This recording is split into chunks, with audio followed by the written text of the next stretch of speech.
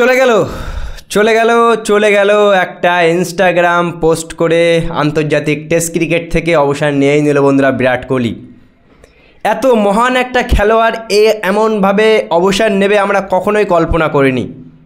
ঠিক 2 দিন আগে যখন বিরাট কোহলি বিসিসিআইকে জানিয়েছিল যে সে টেস্ট ক্রিকেট আর খেলতে চায় না, তখন থেকেই গোটা বিশ্ব চাচ্ছিল যে বিরাট কোহলি তো টেস্ট ক্রিকেট খেলুক। বিরাট কোহলির মাত্র বয়স 36, 14 বছর টেস্ট ক্রিকেটের কেরিয়ারে 123টা টেস্ট ম্যাচে 9,230 রান, মানে 10,000 রানটাও কমপ্লিট করতে পারলো না। যে বিরাট কোহলি 10,000 রান কমপ্লিট করতে চাচ্ছিল। তাহলে বন্ধুরা আমাদের কাছে প্রশ্ন যে হুট করে কেন বিরাট কোহলি অবসর নিল? একবার কল্পনা করো হুট করে কেন বিরাট কোহলি এই সিদ্ধান্তটা নিল। বন্ধুরা তোমরা যদি খেয়াল করে দেখো যে গৌতম গম্ভীর যেখান থেকে ভারতীয় দলের কোচ হয়েছে সেখান থেকে একের পর এক লেজেন্ড অবসর নিয়ে নিচ্ছে। তার কারণ এই গৌতম গম্ভীর কখনোই চাইতো না যে বিরাট কোহলি বড় প্লেয়ার হোক। তার কারণ বিরাট কোহলির সাথে গৌতম গম্ভীরের একটা শত্রুতা ছিল। প্রথমে অস্ট্রেলিয়ায় রবিচন্দ্রন অশ্বিনকে একের পর এক ম্যাচ বসিয়ে রাখা, ওয়াশিংটন সুন্দরকে খেলা, অশ্বিন কিন্তু ওই কারণে অবসর নিয়েছিল। তারপরে রোহিত শর্মা অবসর নিল। আর এখন যে বিরাট কোহলির অবসরের নেওয়ার কোনো বয়সই হয়নি, যে বিরাট কোহলি এখনও 3 থেকে 4 বছর হামেশাই টেস্ট ক্রিকেট খেলতে পারতো, 150+ টেস্ট ম্যাচ খেলতে পারতো, মিনিমাম অ্যাটলিস্ট 10,500 11,000 টেস্ট রান করতে পারতো।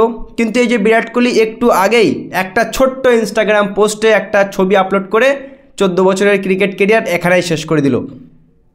এই দোষটা কার বন্ধুরা? এই দোষটা বিসিসিআইয়ের, এই দোষটা গৌতম গম্ভীর। যেখান থেকে গৌতম গম্ভীর এসছে সেখান থেকে একটা না একটা সিনিয়র প্লেয়ার এমন করে অবসর নিয়েই নিচ্ছে বন্ধুরা। হয়ে গেল একটা যুগের সুবর্ণ, মানে আমরা কখনো কল্পনা করিনি যে বিরাট কোহলি অবসর নিয়ে নেবে এমন করে। এখনও তো সে টেস্ট ক্রিকেট খেলতে পারতো। বিরাট কোহলির প্রিয় ফর্ম্যাট টেস্ট ক্রিকেট। রোহিত শর্মাও চলে গেল, বিরাট কোহলিও চলে গেল, টেস্ট ক্রিকেট থেকে অবসর, টি20 থেকে অবসর, এবার শুধুমাত্র ওয়ানডে খেলবে তারা।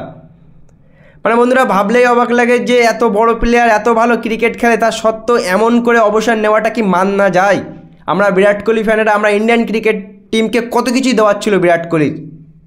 কিন্তু বন্ধুরা এমন অল্প, মানে এই 36 বছর বয়সে এসে মাত্র যে প্লেয়ার এত ভালো ফর্মে, সেই প্লেয়ার হুট করে কেন অবসর নিল বন্ধুরা?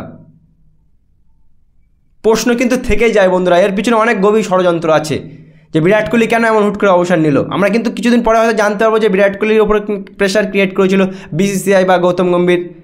এই গৌতম গম্ভীর যেখান থেকে কোচ হয়েছে সেখান থেকে একের পর এক সিনিয়র প্লেয়ার কিন্তু অবসর নিল। আর এখন লেজেন্ড বিরাট কোহলিকে আমরা আর কখনোই সাদা বলের ক্রিকেটে দেখতে পাবো না বন্ধুরা।